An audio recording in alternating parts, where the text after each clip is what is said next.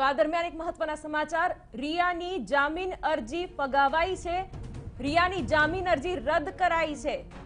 રિયા સહિત તેના ભાઈ શૌવિકની પણ જામીન અરજી રદ કરાઈ છે। ડ્રગ્સ કેસમાં રિયાની જામીન અરજી રદ કરાઈ છે, ભાઈ શૌવિકની પણ જામીન અરજી રદ કરાઈ છે।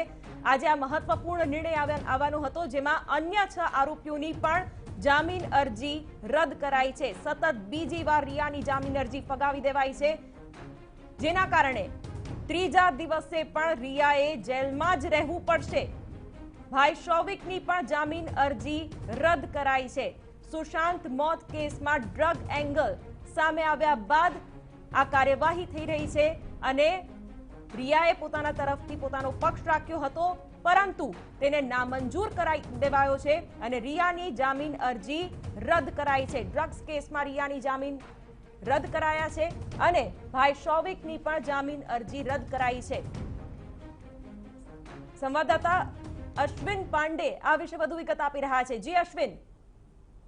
जी देखिए, रिया चक्रवर्ती, शौविक चक्रवर्ती समेत अन्य जो 4 थे, यानी कुल 6 के 6 आरोपियों की जमानत याचिका हियर हो चुकी थी और आज जैसे ही जज साहब बैठे, उन्होंने साफ तौर पे कहा कि सभी 6 आरोपियों की जमानत याचिका जो डाली गई थी उसे वो रिजेक्ट करते हैं, यानी कि इनकी बेल एप्लीकेशन रिजेक्ट हो गई है। अब इनके पास अगला ऑप्शन बचता है हाई कोर्ट में अपील करने का। और जानकारी के मुताबिक रिया चक्रवर्ती और शौविक चक्रवर्ती के वकील सतीश माने शिंदे आज ही अपनी बेल एप्लीकेशन हाई कोर्ट में मूव कर सकते हैं, जिस पर हाई कोर्ट में सुनवाई होगी और फिर फैसला लिया जाएगा। लेकिन सबसे बड़ी खबर इस वक्त यही है कि रिया चक्रवर्ती और शौविक चक्रवर्ती की बेल एप्लीकेशन खारिज कर दी गई है। आपको ये भी बता दें कि जिस एनडीपीएस एक्ट 27A की हम बात कुछ देर पहले कर रहे थे, उसी 27A एनडीपीएस एक्ट को कोर्ट ने माना है, जिसे सतीश माने शिंदे, रिया चक्रवर्ती के वकील, लगातार एनसीबी द्वारा इस एक्ट को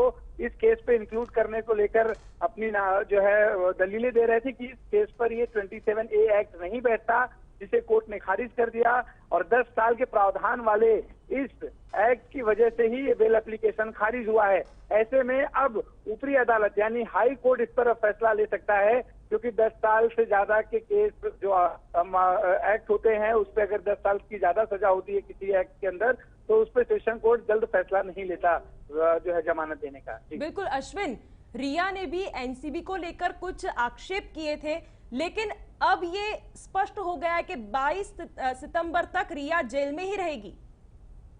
जी, ऐसा जरूरी नहीं है, क्योंकि अगर ये हाई कोर्ट में जाते हैं और हाई कोर्ट सुनवाई करके बेल ग्रांट करता है, तो 22 सितंबर से पहले भी ये सब कुछ हो सकता है। लेकिन ये अब हाई कोर्ट में कब ये मूव करेंगे, जानकारी है कि आज ही मूव कर सकते हैं।